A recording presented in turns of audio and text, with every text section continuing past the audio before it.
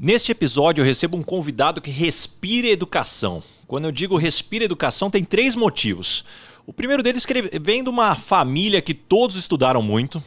O segundo é porque ele empreende e é um entusiasta do setor de educação. E o terceiro, eu falo que ele respira educação porque, além de tudo, ele é um gentleman. É incrível o cuidado que ele tem aqui nas relações. Ele é fundador e CEO da Sampo, presente por 5 vezes no ranking das melhores escolas executivas do mundo, do Financial Times. É uma das principais instituições de pós-graduação e educação corporativa do Brasil, mantendo parceria com Harvard e Columbia. Ele ainda é presidente do conselho do IBEF São Paulo, e eu descobri no último fim de semana que ele é um baita de um DJ capaz de animar festa até de madrugada. José Cláudio Securato, que honra, seja bem-vindo. A honra é minha, Bazar. Super obrigado pelo convite, estou super feliz de conversar com esse pessoal que está ouvindo a gente. Muito bom. Securato, aproveitando já da tua experiência, o quanto você acompanha nesse mercado, eu queria já começar fazendo uma pergunta para você. Como é que você enxerga a atual situação do Brasil e do mercado de trabalho? Vamos lá.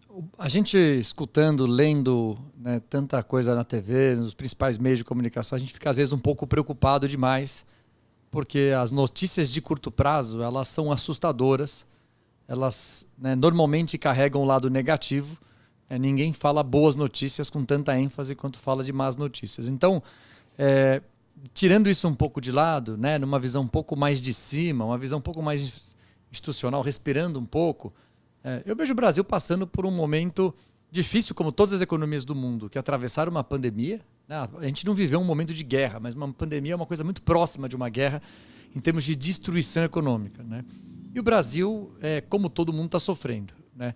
Acho que a gente está construindo, o Brasil tem bases sólidas para atravessar essa turbulência. A pandemia ainda não acabou, então a gente precisa ainda de um pouco de tempo para conseguir superar isso. Então, isso em termos econômicos gerais. Significa que o PIB do mundo caiu 10%, o PIB do Brasil caiu 4%, né, de 2020 comparado a 2019. Então, é uma queda, é negativo, traz prejuízo, mas não é uma queda tão ruim. Né? O Brasil deu um pouco de azar de já vir com o mercado de trabalho deteriorado. Nosso desemprego já era elevado. Com a potencialização do desemprego pela pandemia, obviamente, a gente atingiu níveis recordes, né? Em torno de 14%, estou arredondando aqui para quase 15 milhões de pessoas desempregadas. Então, os números não são positivos, mas poderiam ser muito piores. Né? Eu estou olhando aqui o lado cheio do copo. Tá? Olhando o mercado de trabalho especificamente, o número é bastante preocupante, né? Porque além dos números de 15 milhões de pessoas que perderam seus empregos, estão desempregados, né? Nós temos ainda mais 6 milhões de pessoas que desistiram de procurar emprego. Porque, tecnicamente, né, as pessoas que são desempregadas são aquelas que assumem procurar emprego. O IBGE faz as pesquisas, são pesquisas de campo, né, e o principal resultado da pesquisa é eu descobrir se você está procurando emprego. Porque você pode não querer trabalhar. Por alguma razão, você pode estar aposentado, você pode não ter idade de trabalho, você pode, por alguma razão, ter renda e não precisar trabalhar. Então, quando a gente olha as pessoas que desistiram de procurar emprego, significa, na concepção do entrevistado, que ele não vê perspectiva de achar o emprego. E por isso ele desiste. Então, dos 15 milhões que eu falei, mais 6 milhões, a gente já está em 21 milhões de pessoas, né, que no fundo querem trabalhar, né, que precisam de um emprego. Além disso, a gente tem 32, quase 33 milhões de pessoas que estão subutilizadas. A subutilização é um conceito que embarca tempo de trabalho, elas poderiam trabalhar mais horas e trabalhar em trabalhos mais complexos. Elas estão, então, subutilizando sua capacidade braçal, intelectual, sua capacidade produtiva. Né? O que leva a gente a praticamente 50 milhões de pessoas, né? Mais de 50 milhões de pessoas, né? Numa situação de emprego não ideal, emprego-desemprego não ideal. Então, é uma situação negativa. Se a gente olhar que o Brasil tem um pouco mais de 100 milhões de pessoas, né, à disposição do mercado de trabalho, a gente está falando de metade delas está numa situação vulnerável, né, e que precisa de oportunidades. Né? A vantagem, né, é que o mundo vai voltar a crescer, o Brasil vai voltar a crescer, transformação digital tem muitas oportunidades, existe um pedaço da economia pujante, com alto crescimento, demandando pessoas para serem empregadas em boas condições, e a gente deve, com o tempo, né, tirar um pouco esse represamento de pessoas. Poxa, Securato, que bela foto aqui que você nos trouxe aqui contando o filme. Isso é algo que eu noto muito como headhunter, conversando com os nossos clientes, porque é uma dicotomia de um Brasil onde quase metade da população ativa não está adequada, né, ao mercado, não está sendo utilizado da forma adequada como poderia, e por outro lado é difícil hoje uma empresa que eu visito que não esteja com uma posição em aberto e não consegue preencher porque não encontra a pessoa qualificada com a experiência necessária. E aí eu queria justamente te fazer uma pergunta: como é que você enxerga que a educação pode contribuir nesse sentido e, principalmente, o que a educação executiva mudou nos últimos tempos? Porque você acompanha esse mercado há 20 anos e claramente se preparar para o mercado há 20 anos é diferente de se preparar hoje. Como é que você nota essa evolução para realmente poder aproveitar essas oportunidades que existem hoje? Realmente a gente vive uma grande mudança no mercado de educação e na forma pela qual todos nós aprendemos, nos educamos, nos desenvolvemos. Existem alguns paradigmas importantes, né? Primeiro, que a gente não aprende mais no tempo e no espaço da escola. A gente estava muito acostumado a ser guiado pela escola, pelas instituições de ensino, pela faculdade, seja qual for a instituição do seu momento. Mas o que significa isso? Aprender no tempo da escola significa que quando tem aula eu estou aprendendo. Quando tem uma lição de casa eu estou aprendendo. Né? E eu aprendo no espaço da escola porque eu aprendo na escola. Ou no ambiente virtual da escola, na plataforma da escola. Então, essas são duas quebras muito importantes que nós temos recentemente. É possível aprender a qualquer hora, em qualquer lugar, realmente. A gente se desprende de formatos mais travados, né? Ou seja, o aprendizado ele sai de um formato de trilho, né? Onde um trem tem um caminho pré-determinado, sequencial, estreito, para um momento onde a gente já pode aprender de qualquer forma. Então, essa é uma primeira grande vantagem. Todos podem aprender. Existem números, né? Eu diria que existem quase que milhões de cursos gratuitos, né? Desde podcasts como este, até cursos, livros, e-books, seminários, artigos, ou seja, é uma abundância de conteúdo produzido que está à disposição de todo mundo para se desenvolver. Outra grande mudança é o que a gente vai aprender, né? A principal mudança, na minha opinião, né, se eu pudesse fazer todo mundo imaginar comigo aqui um gráfico, né, a gente tem um gráfico que é no eixo aqui vertical, né, para cima, né, a gente tem alta interação social. Para baixo, a gente tem baixa interação social. Né? E no eixo horizontal, né, fazendo aqui no meio desse outro gráfico, a gente tem trabalhos repetitivos e trabalhos criativos. Né? Então, trabalhos repetitivos está aqui, trabalhos criativos desse lado. Então, o que eu estou falando? Quando a gente junta aqui 4 quadrantes. Trabalhos repetitivos e de baixa interação social são trabalhos que vão perder valor. Isso significa que o que eu devo aprender, o que cada um que está ouvindo a gente deveria aprender é longe do que for repetitivo e de baixa interação social, porque são trabalhos que gradativamente estão sendo substituídos por máquinas e por inteligência artificial. Ou seja, a máquina faz mais barato, faz mais rápido, faz sem erro, faz de uma forma automatizada. São esse mundo de algoritmos trabalhando pelo mundo. A gente não vai perceber a velocidade que eles são implementados, a gente não consegue perceber, mas isso é um crescimento exponencial. Por outro lado, se você tem um trabalho que é de baixa interação social, mas é muito criativo, ele tem muito valor. O trabalho de um pesquisador, de um estudioso, de um cientista, e às vezes na empresa, um trabalho de um especialista. Né? O especialista, aquela pessoa que às vezes vai fazer o detalhe de um business intelligence, o detalhe de uma inteligência artificial, o detalhe de um produto, pela sua tecnicidade, mas que envolve um pouco de criatividade, porque ele desenvolve alguma coisa. Esse é um produto, né? Esse é uma pessoa, aliás, que tem muita capacidade, né, de empregabilidade, ele é muito útil para a sociedade. Outro quadrante importante é o quadrante do trabalho repetitivo, mas de alta interação social. São pessoas que o carinho, o respeito, a relação humana, né, a relação individual entre as pessoas tem um grande valor. Embora possa ser um trabalho repetitivo, porque o humano quer ser tratado pelo humano, quer ser cuidado pelo humano, quer se relacionar com o humano. E a máquina pode ajudar a fazer uma parte chata, burocrática de alguma relação dessa. E por fim, se eu fosse aprender alguma coisa hoje, eu aprenderia alguma coisa que me colocasse num quadrante de alta interação social e de alta criatividade. Né? E aí, quando a gente fala de alta interação social, a gente está falando de soft skills ou power skills, ou dos temas comportamentais, né? Falando no termo em português, que são muito importantes, né? Que são os grandes temas trazidos até pelo Fórum Econômico Mundial, quando ele fala de competências do amanhã, quando ele começa a falar do que é importante a gente aprender.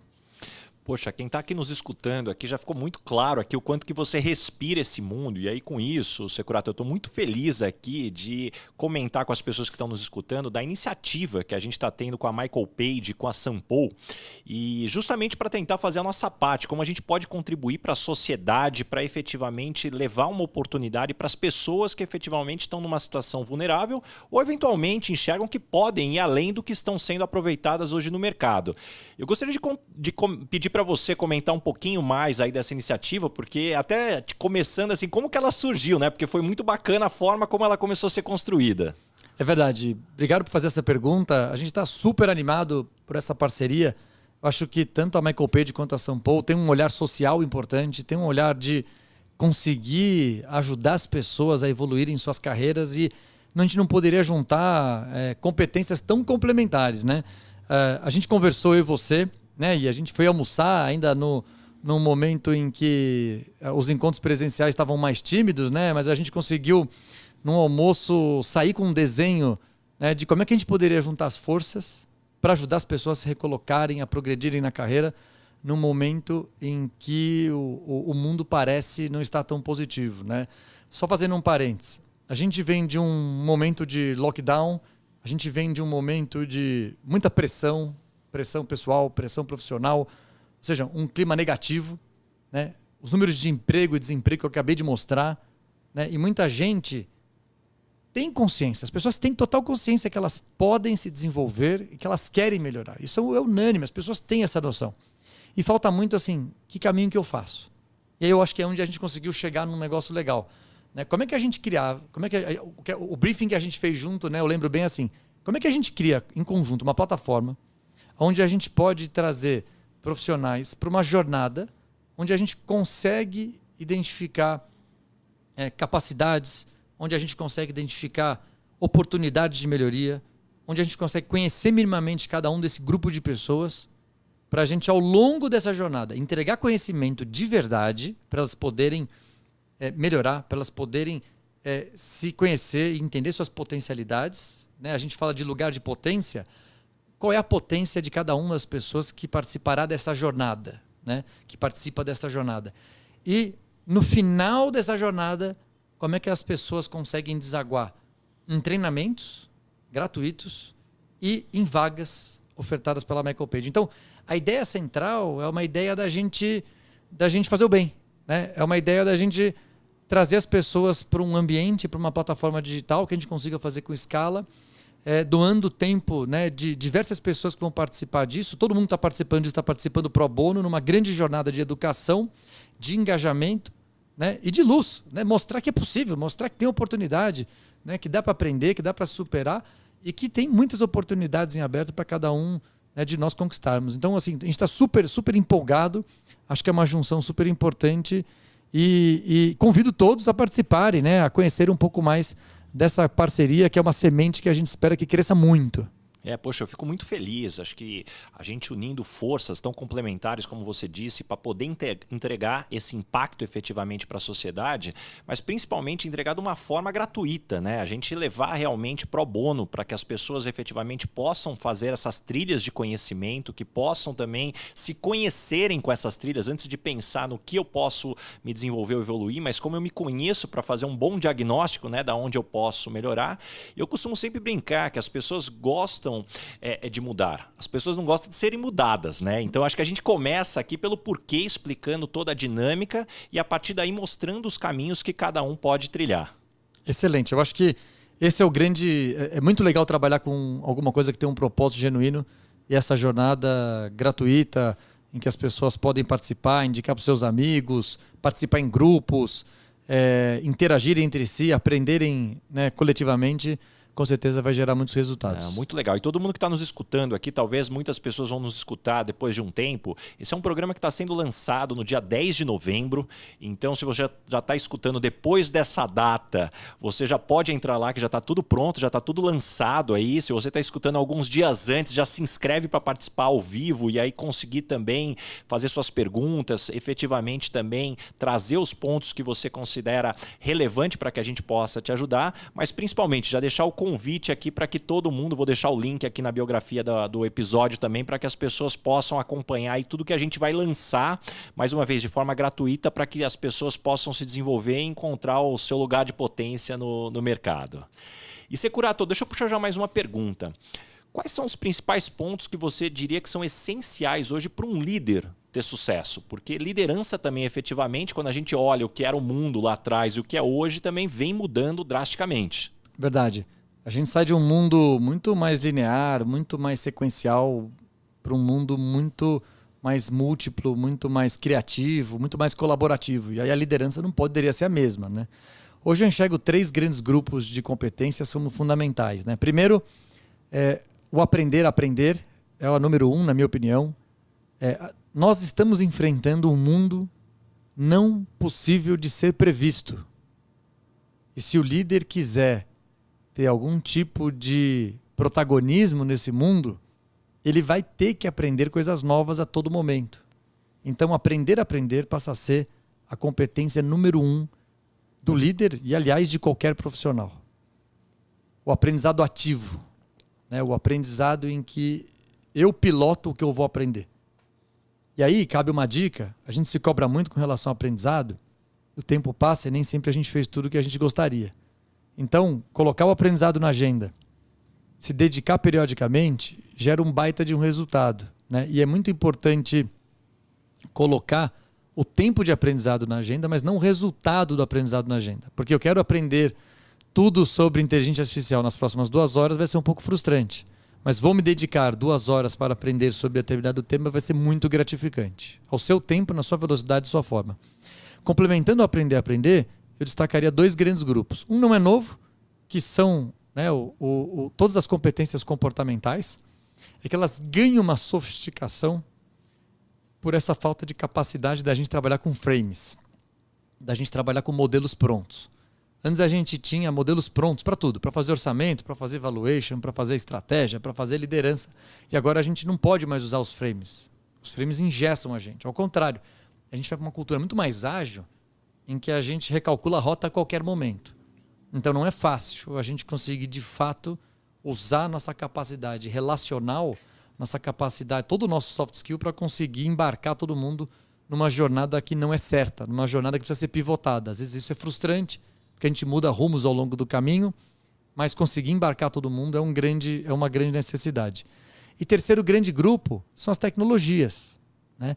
As tecnologias passam a ser uma competência transversal, não importa qual é a área que você lidera, qual é o setor da economia, qual o tamanho da organização que você está, entender competências tecnológicas passa a ser algo fundamental, né? O Fórum Econômico Mundial ele não chama de competências do futuro, ele chama competências do amanhã, para tirar essa ideia de que é muito longe. E ele também fala muito sobre a questão da tecnologia, ela ser de fato transversal e não é para a pessoa de tecnologia. Então, ter noções estratégicas de inteligência artificial, ter uma noção de programação, de Python, de programação em R, por exemplo, SQL, passam a ser competências que são bastante importantes para um líder de hoje, para ele poder ter uma visão mais apurada sobre o poder dessas tecnologias como ferramental para ele fazer a transformação do seu setor e da sua área. Eu acho muito interessante a forma como você traz, Securato, e eu concordo muito. Eu costumo dizer que treinamento não é garantia de conhecimento e conhecimento não é garantia de resultado. E por isso que tem tanta gente frustrada investindo em treinamento e depois não é valorizado pelo mercado. Ninguém vai te dar uma oportunidade só pelo título que você conquistou fazendo um curso efetivamente, sim pelo que você é capaz de aplicar na empresa e trazer resultado. E para mim o maior exemplo que existe é que aqui no Brasil só 3% da população fala inglês fluente, só que nós somos o país talvez com a maior oferta de curso de inglês por habitante. Um bom exemplo. Então a quantidade de gente que faz curso de inglês, mas não fala, é gigantesco. Então qual é o objetivo objetivo que você está colocando de aprendizado. Até para que você não entre na sala de aula, seja ela presencial ou virtual, e achar que vai aprender por osmose, né? Tem o quê de dedicação, a forma como você lida em adquirir esse conhecimento.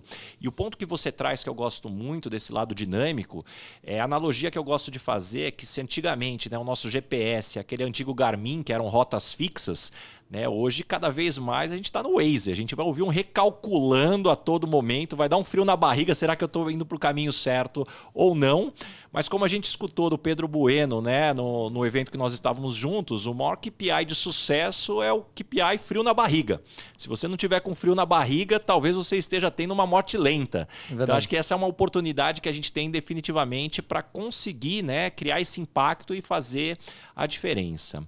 E Securato, ainda falando sobre informação, você é um cara que eu respeito muito pela forma como você se posiciona, sempre com conteúdo, sempre com uma opinião muito bem formada. Como fazer nos dias de hoje para construir uma opinião? Porque hoje a gente, de novo, né, muita desinformação, muita manipulação de informações. Qual que é o teu processo mental para você, desde buscar informação até formar uma opinião? Esse é um ponto super importante. A gente tenta desenvolver isso muito dos nossos alunos, né? E eu faço a lição de casa, né? Eu tenho que também fazer com que esses processos, essas ideias funcionem para mim.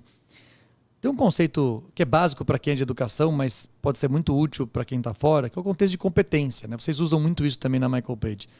O conceito de competência, né? Que o chá, né? O conhecimento, habilidade, atitude, as iniciais, né? De conhecimento, habilidade e atitude ajuda a gente a entender. Então, conhecimento é saber. Habilidade é saber fazer. E atitude é ir lá e fazer. Então, a maior parte das pessoas, elas acabam se limitando a uma parte do conhecimento. Então, eu quero entender sobre uma coisa, eu quero falar sobre uma coisa, eu quero fazer uma coisa, eu quero ter uma opinião, mas eu me limito a uma parte do conhecimento. Então, às vezes, as pessoas estão muito limitadas a ler o resumo do livro, mas não ler o livro, né? A olhar um bom post na rede social, mas que só chama atenção, que te abre uma cabeça, né? Te ajuda no bingo corporativo ali para você conhecer as palavras da moda, mas no final das contas elas não estão recheadas de significado. Então, conhecimento é saber, tem que saber, né? A gente tem que investir bastante naquilo que a gente precisa saber. O segundo ponto é saber fazer. Como é que eu transformo aquele conhecimento em algo produtivo, né? Ou seja, eu vou usar aquilo para quê? Então, conhecimento por conhecimento é muito difícil. E a atitude é ir lá e fazer.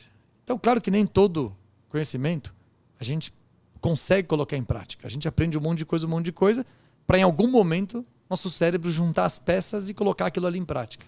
Então, quanto mais a gente faz, quanto mais a gente exercita, funciona muito bem. Eu, particularmente, claro, né, como CEO da Sampo e do LIT, acabo tendo contato com muitos professores, né? São mais de 500 professores na Sampo, fora as mais de 100 escolas parceiras que nós temos internacionalmente, no mundo inteiro.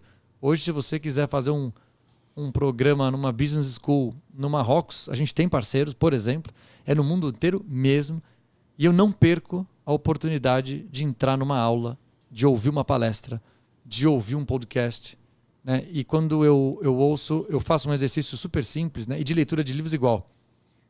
O que eu estou aprendendo nesse momento, né? E eu faço isso depois de reuniões, eu faço isso depois de em vários momentos do meu dia.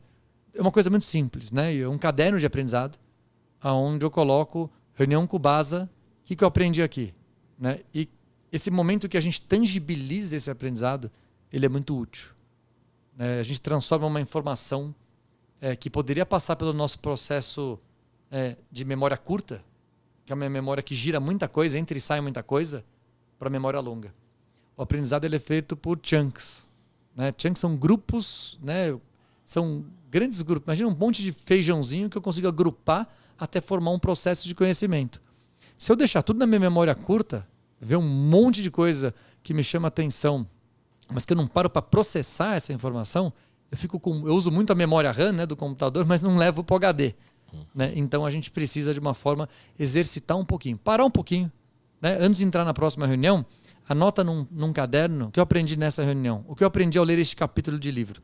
Última coisa nesse ponto: se você fizer isso a cada parte de livro, capítulo ou partes, é 15 vezes melhor do que você ler um livro 3 vezes.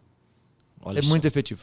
Olha só que interessante, e a gente já se conhece há algum tempo e eu não sabia dessa sua técnica. E eu tenho uma técnica muito parecida, que começou Legal. anotando em cadernos, depois no Palm Top, depois Hand Health e hoje foi pro Evernote. Está um pouquinho mais moderno. E toda vez que eu saio de uma conversa, quando eu escuto uma palestra, assisto uma palestra, escuto um podcast, eu também anoto muito. E aí é interessante como, além do processo de aprendizado, aí fica a dica para quem produz conteúdo. Às vezes as pessoas me perguntam, Baza, de onde vem todo o conteúdo? Primeiro que não vem na minha cabeça, né? Não brota do nada. E muito mais de você estar arquivando muita coisa, de você estar refletindo. E hora ou outra, hora que você tem um tempo, você vai lá e olha. E hoje, gente, com o celular, todo mundo está com o celular à mão. Se tiver um bloco de notas aí para fazer anotação, fica fácil. E eu tenho muito isso comigo, porque todo mundo, eu acho que em algum momento, quando está conversando com alguém bacana ou assistindo algo bacana, tem um insight e fala, nossa, eu não tinha pensado por esse prisma. Só que se você não anotar, de novo, ele passa batido. É verdade. E aí, definitivamente, é onde ficam aí as oportunidades de aprendizado pelo caminho. E falando de aprendizado agora, como eu costumo brincar do cheiro do asfalto, que a gente só aprende realmente com a experiência, qual aprendizado que a pandemia te trouxe, Securato, e você não vai ser mais igual daqui para frente? Olha, bastante coisa. A gente tem a gente tinha acho que antes da pandemia, uma vida muito forte ali no moedor de carne, né, que a gente chama, né? Aquele dia repetitivo, em busca de resultados, quase que uma agenda implacável, né? Eu tinha um mote de, né, work hard, play hard, né? Ou seja, trabalhar duro, mas se divertir também, né, duro, né? Ou seja, aproveitar. Sempre tirei férias, tirei 40 dias de férias por ano, todos os anos, os últimos 5 anos. Mas eu acho que a pandemia quebrou uma série de mitos para mim, que fez eu voltar para um lado mais humano com mais força. Eu não me considerava uma pessoa, não que não fosse com olhar humano, mas assim, potencializou brutalmente, né? Porque a gente vê que nos momentos de dificuldade, no final das contas, tudo se resume às pessoas, a como as pessoas estão, a como as pessoas estão cansadas, as suas capacidades, quantas pessoas têm esperança, ou quantas pessoas conseguem juntas fazer alguma coisa diferente para outras pessoas. Então, eu acho que assim, esse olhar humano foi muito forte, né? E isso passa por tudo. Passa pelo tempo que agora eu me dedico para jantar todo dia com meus filhos. Eu não jantava todo dia com meus filhos, né? Eu só tomava café da manhã com eles, com um baita de um esforço, mas de parar para participar mais da vida de outras pessoas, né? E para conversar com o meu time, às vezes só por conversar, né? Para saber se está tudo bem, para trazer todo mundo para a melhor situação de conforto e de segurança, porque o trabalho, o resultado, essas coisas elas vão acontecer. Então, isso foi muito tocante, né? Em termos de atravessar a pandemia e ver como a gente se apertou, né? Como foi difícil, né? Como está sendo difícil, né? Momentos muito negativos, tanta coisa ruim, né? E a gente, todo mundo trabalhando pra caramba, né? Tentando tomar conta dos seus negócios, das suas pessoas. Poxa, fantástico. Como é que foi para você? Então, eu ia dizer justamente isso. Para mim foi também uma virada de chave muito parecida e até uma frase que ficou na minha cabeça. Eu acho que todo grande líder que tem grandes equipes, em algum momento talvez caía na armadilha de dizer, poxa, eu estou sem tempo para as pessoas porque eu estou muito focado no negócio. Agora, se a gente parar para pensar, o que é um negócio efetivamente, né? Mesmo que você tenha uma indústria, tenha máquina, você tem gente operando essas máquinas, você tem toda uma estrutura de back-office comercial para estar também atuando. Então, o que é cuidar do negócio se não estiver cuidando das pessoas? Acho que esse é o primeiro ponto do ponto de vista de business. E do ponto de vista pessoal, chega uma hora que a gente começa a olhar e fala assim, peraí, como é que eu saio aqui da visão da árvore, vou para a visão da floresta, enxergo todo, para ter certeza que a gente consegue desempenhar o melhor da nossa função em todos os prismas, né? Eu sempre costumo dizer que chega uma determinada fase da vida que a gente sai do sucesso para o significado. E o desafio é que o sucesso ele é mais ou menos padronizado, a gente cresce ouvindo, né? O sucesso é ganhar dinheiro, o sucesso é ser promovido, o sucesso é conquistar determinada posição. Agora, chega um determinado momento que você não vai ser o dobro feliz se você ganhar o dobro de dinheiro. Verdade. E aí é onde o ganho começa a ser marginal. E aí, efetivamente, é onde eu enxergo que se você continuar mirando só no sucesso, você vai ser infeliz. E aí entra o significado. Só que o desafio do significado é que ele não é padronizado. e nunca ninguém nos falou. A gente tem que descobrir o nosso. E aí é onde efetivamente a próxima metade da vida que a gente vai ter com significado, aí sim ela vai ser feliz. É verdade. Sabe que quando começou a pandemia, a gente viu as pessoas, né, todo mundo tentando entender o que ia acontecer. E a gente fez uma coisa que a gente nunca tinha feito na Sampol, né, que foi abrir nossa plataforma, o LIT, que é nossa plataforma digital de cursos, totalmente gratuita. Né? Em um mês a gente teve 100 mil alunos novos. Né? Foi muito interessante os depoimentos das pessoas que entraram, mas principalmente das pessoas que saíram. Né? A gente teve 80 mil certificados emitidos. Então, muita gente concluiu alguma jornada com o certificado Sampol, né? E as pessoas postaram e mandaram para a gente. Isso foi extremamente positivo de realização. E a gente viu que, caramba, uma coisa tão simples que a gente pôde fazer, ajudou tanta gente e deu novo significado um pouco, né? Reforçou um pouco o nosso propósito dentro do que a gente está fazendo em educação. Quando você olha hoje o teu posicionamento, o teu conhecimento, Securato, o que você gostaria que tivessem te falado naquele início ali de carreira, que depois você teve que aprender aí tropeçando nas armadilhas da vida? Olha, tem muita coisa, né? Eu comecei sozinho numa sala aí de, né, provavelmente menos de 10 metros quadrados, tijolo a tijolo, curso por curso, né? Eu acho que uma coisa que poderiam ter me falado antes, que eu percebi um pouco fazendo, é a importância das pessoas que estão em volta, né? Muita coisa eu quis fazer, muita coisa eu quis desenvolver, né, não só no aspecto de centralizar, mas no aspecto de talvez não tenham tantas pessoas para... Quantas pessoas boas podem fazer diferença para você ter com quem trocar, ter com quem colaborar e construir coletivamente. Né? Então, desde que eu comecei, eu fui construindo times, mas conforme eu fui conversando com as pessoas, com os meus times, e entendendo que eles eram muito melhores do que eu em diversas coisas, eu consegui me apoiar no conhecimento delas. E quanto mais gente, mais conhecimento. Então, aprender a extrair o melhor de cada pessoa no sentido de, peraí, se você é um especialista nessa... O que você acha? Como é que a gente constrói junto? Né? E colaborar, né? A gente não vem numa era de colaboração, a gente não aprende colaborando, né? Trabalho em grupo na faculdade, você lê o capítulo 1, eu leio o 2, o outro cara lê o 3, a gente se encontra lá na frente e apresenta junto, né? Isso é um trabalho em grupo, mas não é colaboração, né? Então, o poder das pessoas, né? Estar com pessoas boas, não adianta você ter pessoa boa e não ter o potencial da pessoa boa do seu lado. Podar a pessoa, não dar oportunidade para ela, não ouvir essa pessoa, né? E a colaboração é uma coisa difícil, né? Como eu comentei, a gente não foi treinado para colaborar. Colaborar significa ouvir. Colaborar significa embarcar no raciocínio numa ideia, mesmo que isso dê numa rua sem saída, para a gente entender até onde isso vai. Significa uma resposta corporal de quando alguém dá uma ideia, a gente não se retrair, a gente não franzir a testa e falar, putz, o que esse cara está falando? Né? Colaborar significa a gente ser mais leve, significa a gente ser mais vulnerável, a gente assumir que não sabe tudo, a gente assumir que em conjunto a gente pode fazer mais. Então, eu aprendi isso fazendo, tentando. Né? Eu acho que o grande aprendizado que a gente teve foi quando a gente fez o LIT em 2017, que foi muito diferente, foi muito disruptivo. Mas não foi eu que fiz o LIT. Né? Eu tive a ideia de que a gente precisava fazer algo novo e conseguir um primeiro orçamento no conselho para a gente fazer algo novo. Né? E quando a gente sentou no time, eu falei assim, vocês acham da gente fazer alguma coisa nova em educação? Se a gente fosse começar do zero, com esse mar de tecnologia que existe, o que a gente faria? Isso só foi possível porque a gente colaborou e num estado muito profundo, né, de sincronia, de liberdade, né, de permissão para o outro, né, colaborar e de errar. Né? E no final, foi super divertido, um baita resultado e é um grande aprendizado. É uma bela história aqui, um baita de um exemplo de empreendedorismo e de transformação num setor aí tradicional que carece tanta oportunidade que existe de evolução. E Securato, quem está nos escutando aqui, talvez pode ficar com a impressão que você, desde pequeno, sempre foi esse cara super focado, esse cara super desde criança ali. E as histórias que eu conheço de você de criança aí, você foi, como a gente diz no interior, bem da pá virada aí, de jogar balde de água em diretora. Como é que foi essa transformação? Conta aqui, seja para quem ainda é da pá virada ou para quem tem filho da pá virada aí para conseguir fazer essa transformação.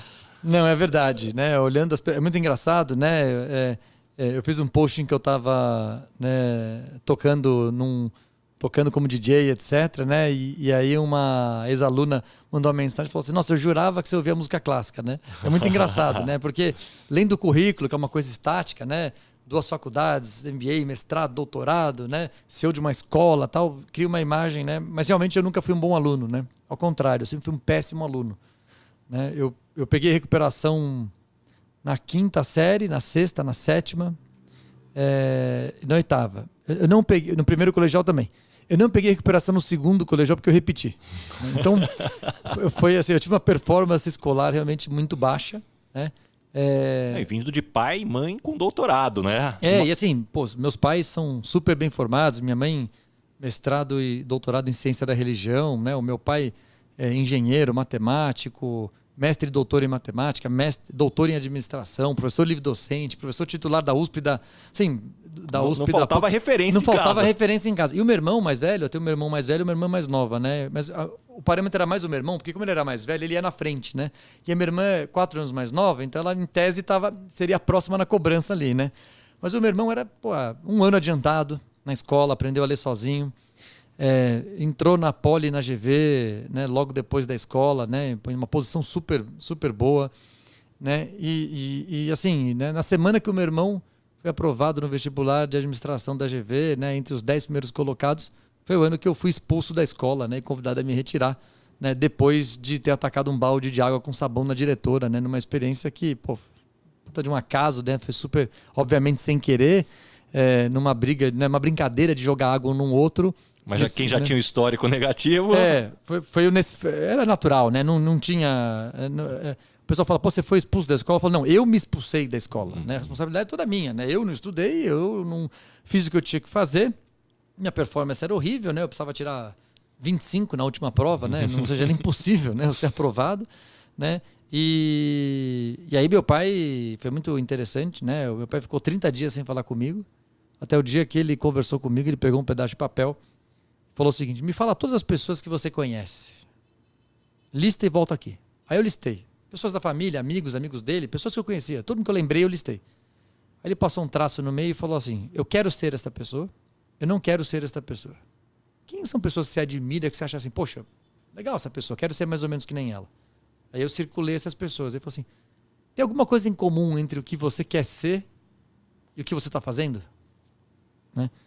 E aí parece que o mundo se clareou, né? Eu falei assim, caramba, né? O que eu tô fazendo, né? Eu, já tenho 16 para 17 anos, né? Daqui a pouco eu tenho que encarar o vestibular e, eu tô aqui jogando futebol, indo no cinema, né? Fazendo um monte de brincadeira, um monte de coisa que é super saudável, né? Não dá pra dizer que não era criativo as coisas que a gente fazia, mas, eu acho que tá desbalanceado, né? E aí foi quando eu decidi que, poxa, né? O José Cláudio Securato é alguém que vai contribuir com o mundo, que vai fazer coisas produtivas, né?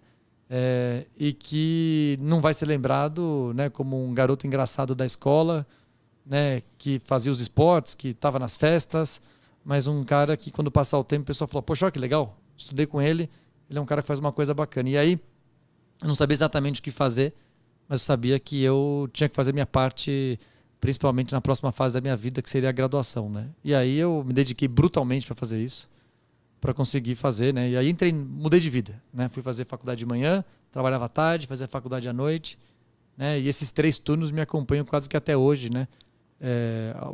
Que eu faço praticamente de segunda a quinta, 3 turnos, né? Ou seja como professor à noite, né? Ministrando aula nos programas da Sampo, seja estudando, seja até eventualmente trabalhando, né? Mas pensando, criando, né? Em momentos de calma também. Securato, você me parece um cara muito disciplinado, além de ser altamente produtivo. Como é que tua voz interna fala com você? É uma voz que te dá porrada, é uma voz que acalma, é uma voz persuasiva, que orienta? Como que essa voz aí dentro da cabeça te puxa? Cara, é uma voz que me acelera, né? Essa é uma excelente pergunta, né? É uma voz que me acelera, é uma voz que cobra muito, no sentido de não podemos ficar parado, o que a gente está fazendo de produtivo, qual foi o valor dessa hora no dia, né? Então, eu acordo cedo, acordo 5h30, 6 horas, faço esporte todo dia, tomo café da manhã com meus filhos todo dia, e 8 horas da manhã eu estou pronto para começar um dia produtivo, mas eu quero maximizar as horas, sabe? Eu quero o tempo inteiro. Então, é uma voz de cobrança, Mas é uma voz de significado, né? É uma voz que, você falou do aprendizado da pandemia, é uma voz que agora me permite mais do que me permitia no pré-pandemia. No pré-pandemia, eu jamais poderia parar alguma coisa para fazer alguma coisa pessoal, para fazer alguma coisa que não fosse extremamente voltada para o trabalho, para a produção, para a entrega de resultados, né? E agora é uma voz que traz esse olhar mais humano para mim também, né? Então eu posso sim parar às 3 da tarde se eu precisar fazer uma coisa pessoal sem nenhum problema, né?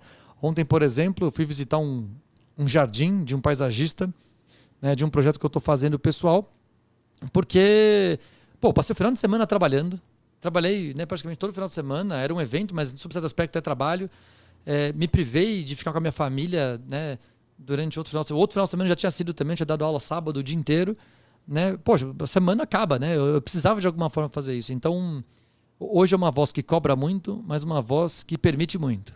É uma voz que permite eu fazer coisas que são para mim, para minha família, para as pessoas que eu gosto, meus amigos. Acho que isso também é super importante. Muito bom. Quanto aprendizado aqui nessa conversa. E Securato, no que você é bom, mas você não gostaria de fazer mais? Olha, tem um negócio que eu acho que eu sou particularmente bom, que é produto, né? E que eu acabo fazendo muito, né? Assim, a vantagem de você estar em vários lugares, conversar com várias escolas, circular o mundo inteiro, você fica tendo um monte de ideia, né? E aí todas essas ideias eu quero transformar em produtos, né?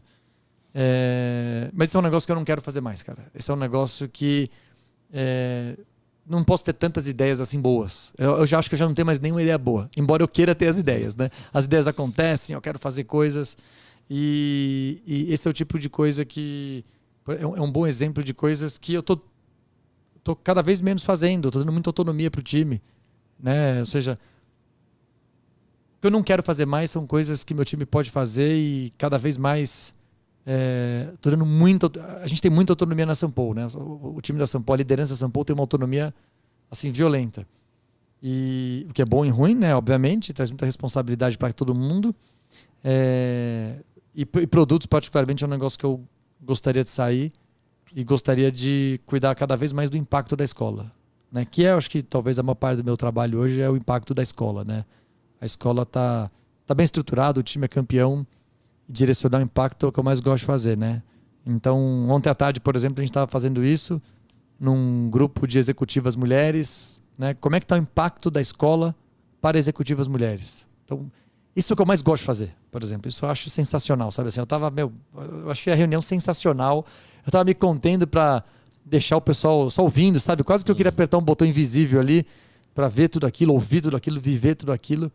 Mas é exatamente o contrário disso, né? Eu quero fugir o quanto antes. E o produto é um exemplo disso. Chegamos agora no momento Headhunter. Qual a pergunta que você sempre faz nas entrevistas para contratar alguém para o seu time?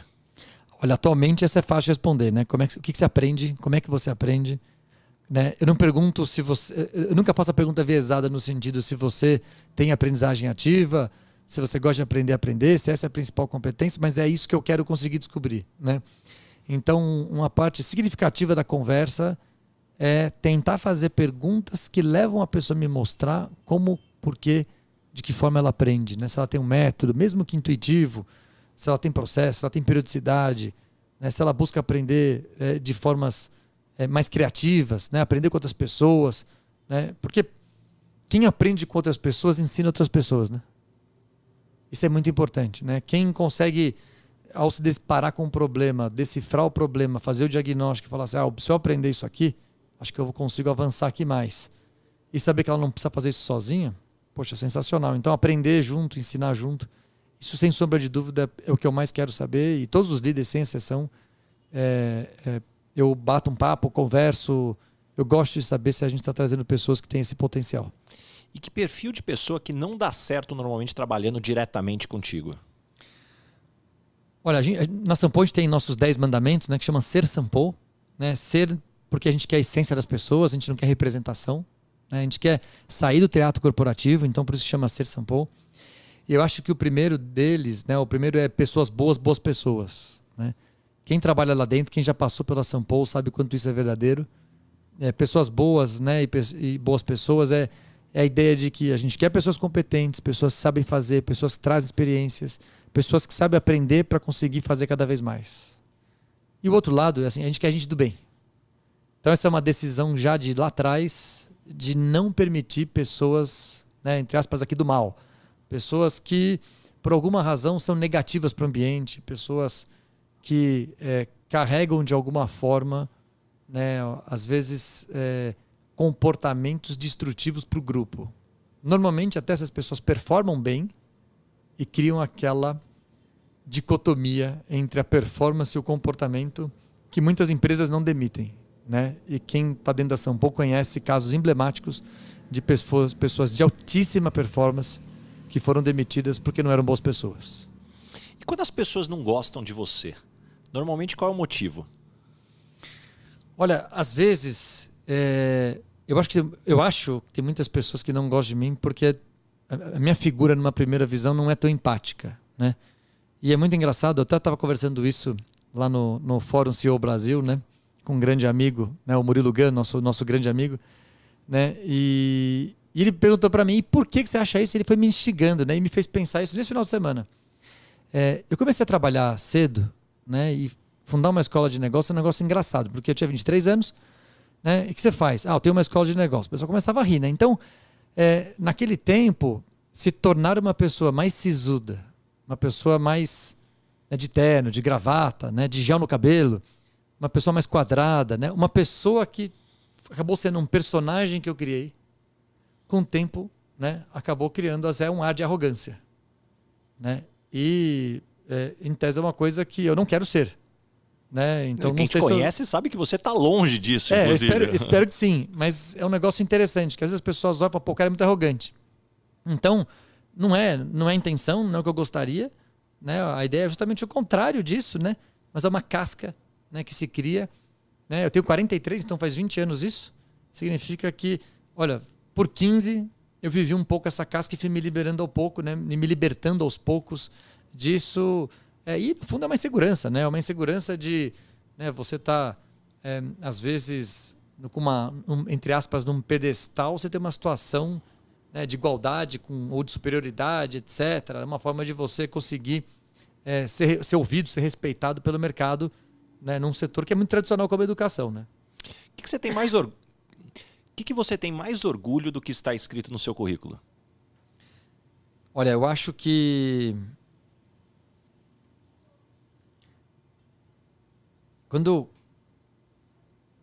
eu acho que o LIT hoje é a coisa que mais me dá orgulho, cara. Porque tem um negócio que é assim, transformar a vida das pessoas pelo conhecimento foi o que eu fiz quando eu fundei a Sampo. E uma vez me perguntaram, né, mas por que você foi fazer o LIT, né? Que, pô, uma plataforma que cabe muito mais gente, né? Na Sampo a gente tem 10 mil alunos por ano, né? E o curso mais barato da Sampo é um curso de 3 mil reais. Não é pouco dinheiro. E quando a gente vai para o LIT, que um curso custa 20 reais, que uma assinatura custa 50 reais por mês, 100 reais por mês, o nível de democratização é muito forte, né? Então, transformar a vida das pessoas pela Sampo não foi suficiente para ajudar a transformar o Brasil de verdade. E aí o LIT eu acho que é a grande ferramenta para conseguir dar alcance a milhões de pessoas, né? Que é meu propósito pessoal, né? Influenciar positivamente pessoas com educação, com aprendizagem, né? Em todos os lugares, todos os ambientes que eu vou estar. Eu posso ensinar de finanças, economia, transformação digital ou, né, alguém a ser DJ, né? Mas eu estou influenciando positivamente alguém por meio da educação, né? Eu acho que isso que é super interessante. Eu acho que é isso que eu tenho, assim, um baita orgulho. E, pô, é uma baita luz, né? Tem uma forcinha falando, não, vai lá, aquela força que te acelera, né? Que você perguntou. Pô, vai lá que a gente deve estar alcançando mais alguém hoje. Vamos lá que tem mais um aluno novo aqui que vai ser transformado e que vai conseguir melhorar a sua vida, da sua família, de colegas e vai ser mais feliz, né? Que propósito fantástico. E, Securato, o que você gostaria de perguntar aqui para o Baza Headhunter? Baza, eu acho que você tem uma vantagem de estar numa cadeira que olha múltiplos setores, múltiplas pessoas, entendendo assim, profundamente as pessoas, né? no sentido de entender seus desejos, onde elas querem trabalhar, o que elas querem fazer, por que elas querem fazer, né? Por que o propósito é tão importante, né? E olhando as empresas também que numa movimentação fantástica. Então, assim, a minha pergunta dessa posição ultra privilegiada, né? Enxergando organizações que são feitas de pessoas e somam uma opinião, né? E pessoas que estão loucas aí para trabalhar e mais que isso transformar. Como é que o propósito está unindo essas pessoas? O que eu enxergo é que a chave dessa resposta é o poder de escolha. Se a gente pensar até 500 anos, a gente não podia escolher um governante ou a nossa religião, a gente poderia morrer se levantasse a voz perante a isso. Certamente minha bisavó não pôde escolher o marido sem influência da família. Até algum tempo atrás a gente sequer conseguia escolher onde a gente ia trabalhar, até 50 ou 60 anos. Então o que eu acredito hoje, quando se fala muito de propósito, eu não acredito que as pessoas descobriram hoje que elas têm que buscar o que mais importa para elas. É que hoje você consegue dar opções para que a pessoa possa buscar. Então eu não acho que as pessoas gostavam de ser maltratadas por aqueles líderes do passado, mas não tinha tanta opção. Então isso eu acredito que é a grande diferença nos dias de hoje, e é por isso que está tão difícil para as empresas fazer como se fazia no passado e reter os profissionais. Até porque eu não gosto muito dessa palavra retenção, né? Até porque ela só remete coisas ruins, né? Retenção de gases, de líquido, de imposto de renda. Você não tem uma coisa boa, você repetiu de ano, você está retido. Eu acredito na era da experiência. Por que a gente renova a nossa assinatura no Spotify ou no Netflix todo mês, quando a gente poderia ter cancelado a qualquer momento? Porque a experiência está sendo boa. Então, o grande aspecto é qual é a experiência que as empresas estão dando para os seus profissionais para que eles queiram continuar renovando a assinatura. Aliás, eu sempre brinco que isso vale para namoro e casamento também, né? Qual é a experiência que a gente está deixando em casa aí para que queiram continuar renovando a assinatura? E você acha, Baza, que as pessoas estão conseguindo exercer essa escolha? Tanto nas duas pontas, se livrando de paradigmas antigos de contratação e as pessoas se livrando de paradigmas de currículo também para serem vistas dentro dessas escolhas? Eu acredito que sim, existe uma evolução que caminha. Há 15 anos, quando eu comecei como headhunter, certamente o mundo já era bastante diferente do que é hoje, mas à medida que as pessoas enxergam o poder de escolha, acho que isso desperta elas entenderem não só quais são as opções, mas principalmente o que eu preciso fazer para buscar essas opções. E aí é onde tudo que a gente está falando sobre se desenvolver, realmente está alinhado com o que o mundo está realmente evoluindo, é o que faz toda a diferença para que as pessoas continuem trilhar, mas certamente ainda tem um belo caminho de evolução aí nesse aspecto, até porque a tecnologia, a evolução, ela não vem de forma distribuída. Então também existe outro aspecto de como a gente leva para quem tem menos oportunidades justamente essas possibilidades. E Securato, a gente chegou agora no momento Dona Ângela. Complete a frase. Eu sou esquisito por quê? Porque eu tenho muita coisa que eu faço que ninguém faz ideia. Acho que quando as pessoas me conhecem um pouco mais, elas veem que eu sou um pouco diferente daquele paradigma, né, do que elas esperam, às vezes, de um CEO de uma escola de negócios, né? Fantástico. E qual que é uma loucura que você já fez na vida? Cara, eu acho que loucura... Eu acho que... Pedir a minha esposa em casamento em um mês foi bastante agressivo, né? Foi um pouco rápido. Ter tido 3 filhos, né, em 2 anos também, porque a gente acabou errando o timing aí, acabou nascendo um perto do outro, né? Eu tenho um filho de 7 e tenho gêmeos de 6, né? Então também é uma loucura. Agora, tem uma loucura legal que a gente fez pré-pandemia, que foi numa sequência de festas, eu e minha esposa, que foi muito legal, cara. A gente foi em vários shows, em festas. A gente gosta muito de música eletrônica e passar a noite dançando, né? Quando a gente olhou, a gente tava praticamente há 15 horas indo de uma festa para outra dançando. Puta, que foi demais, cara. Sensacional. E caminhando agora para o final, o nome desse podcast é Lugar de Potência. Qual que é o seu lugar de potência, Securato? Qual é o tipo de situação, desafio que pode te jogar lá que você nada de braçada? Eu me sinto particularmente bom em situações de estresse, né? Situações difíceis, situações em que tem um relógio rodando com tempo, que tem situações assim E isso vale para a vida, isso vale para o trabalho, né? Quase que situações trágicas, situações assim bem negativas, são situações que o José Cláudio cresce, fala calma, né? E passei por situações que isso exigiu, né? Pessoalmente, né? Mas que pude ajudar muitas pessoas, de parar e de ajudar pessoas, né? Então, assim, eu não sou um cara que congela, né, na situação, né? Ou seja, se eu pudesse fazer uma analogia, eu não erro pênalti não, cara. Pênalti é sempre para dentro, não tem pênalti para fora, cara. Na hora que põe a bola ali, você já tem aquele jeito de bater, sabe? Aquele pênalti de segurança que você tem certeza que vai entrar.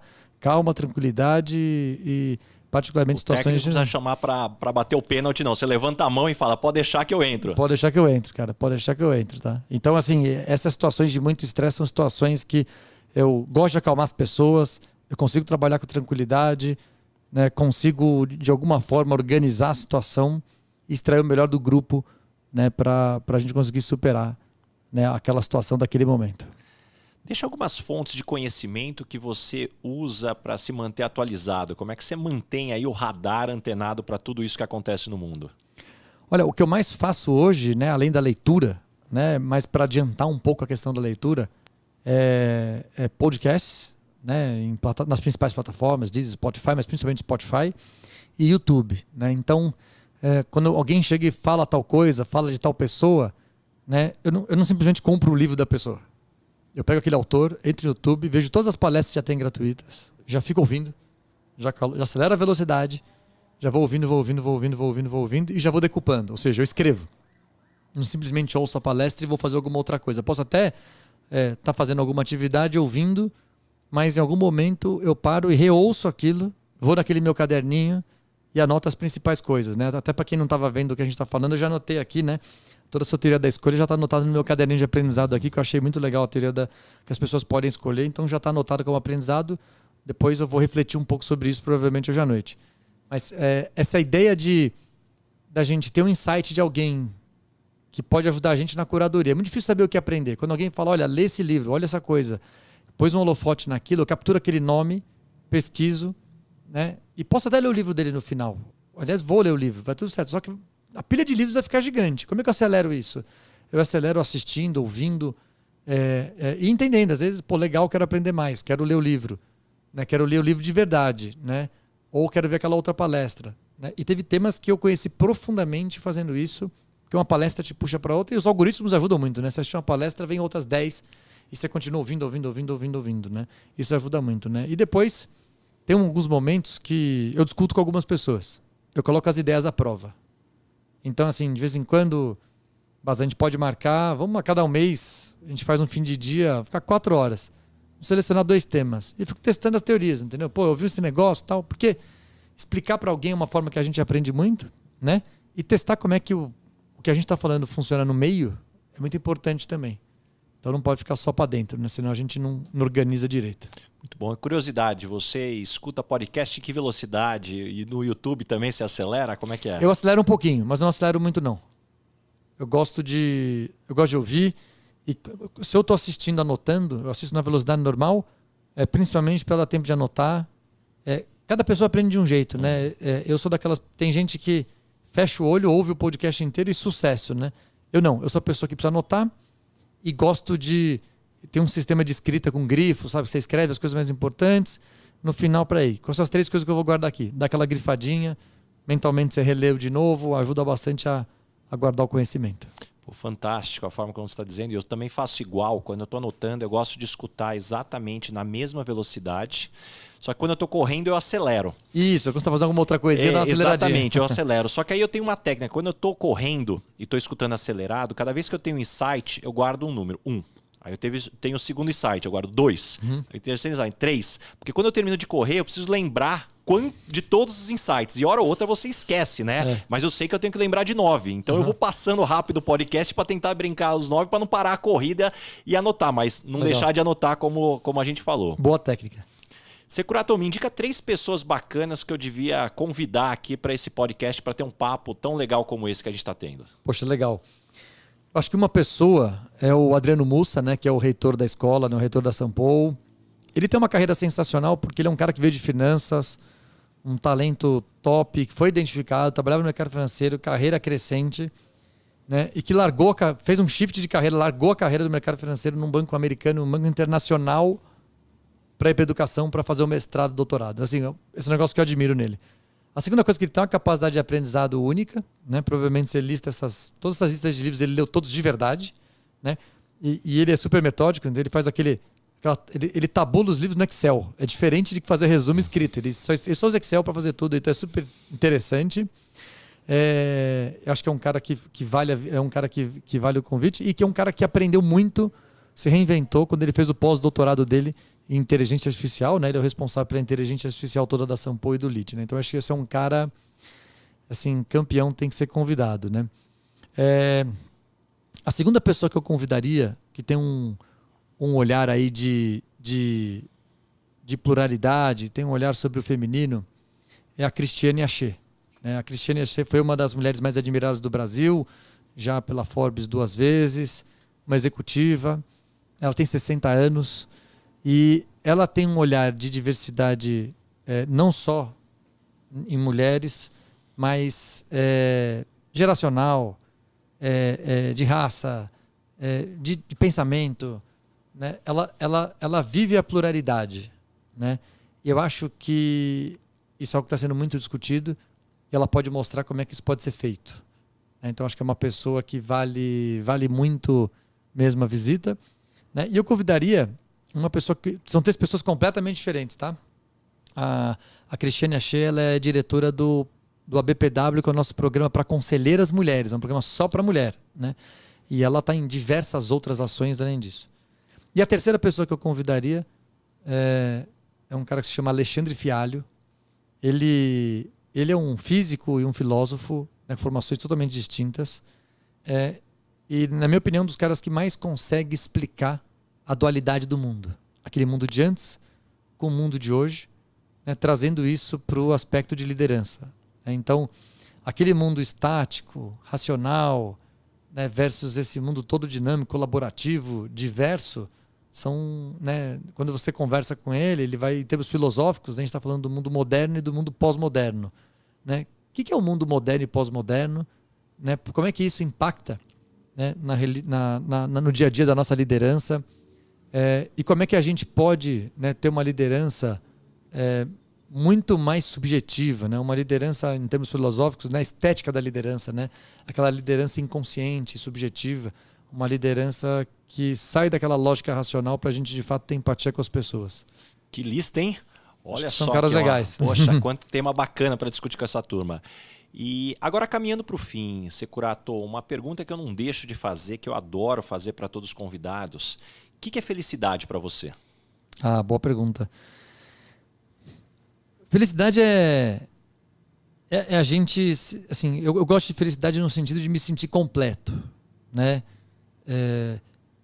Às vezes está faltando alguma coisa, né? A gente sempre fica... Você pode ter tido um bom momento, mas aí falta aquela coisinha te cutucando ali que você não está fazendo, né? Então, a felicidade para mim ser completo é ter um olhar para a saúde, é ter um olhar para a família, é ter um olhar para o trabalho, é ter um olhar para os amigos.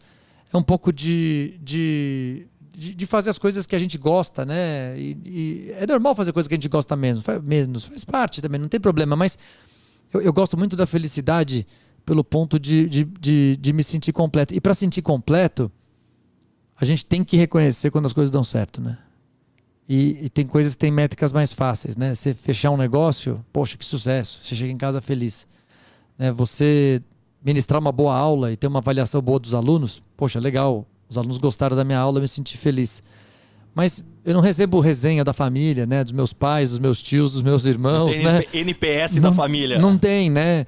Da saúde também não. De vez em quando você faz um exame lá, um check-up, aparece alguma coisa errada, tem que correr atrás. Então, eu acho que eu gosto de felicidade de me sentir completo, né? E pra gente se sentir completo, a gente tem que se permitir comemorar as coisas, né?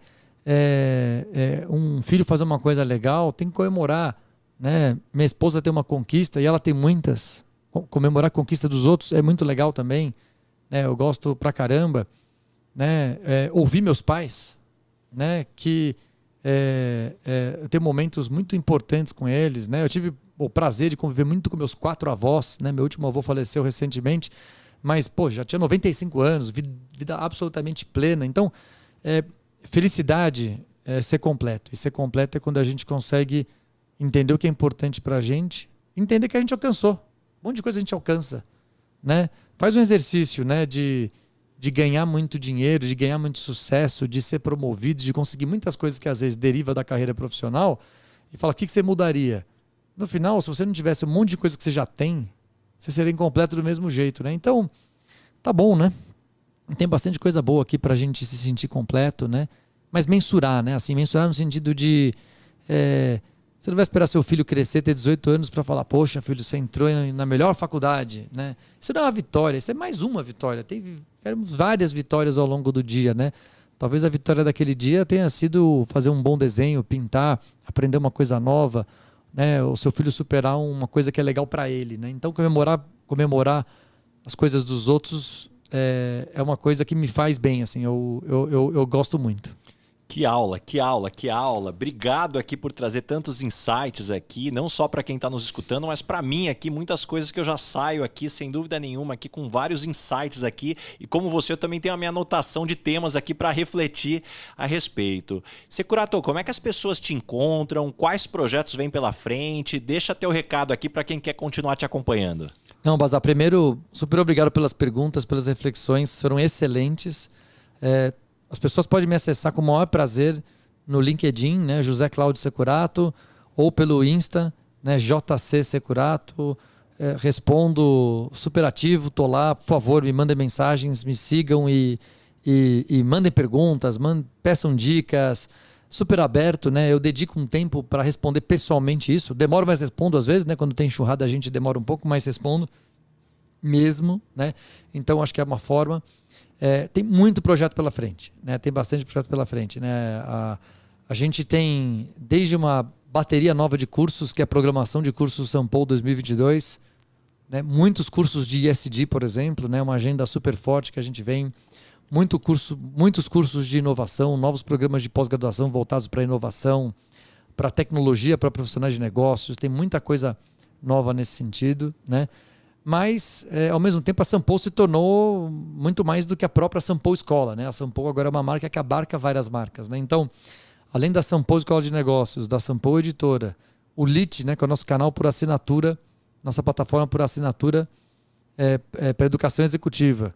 A gente tem o LIT Escola, que é o LIT voltado para a educação básica, né? Os últimos 3 anos da educação básica, hoje todo o conteúdo está no LIT.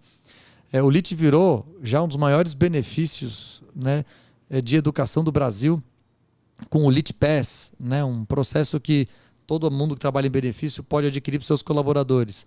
O LIT virou uma plataforma, né, que a gente chama de LaaS, que é o LIT as a Service. Então, qualquer empresa pode usar o LIT, qualquer área de educação, escola, faculdade, pode ter um LIT para chamar de seu, né, numa plataforma anti-lab. Então, todas essas iniciativas hoje crescem muito.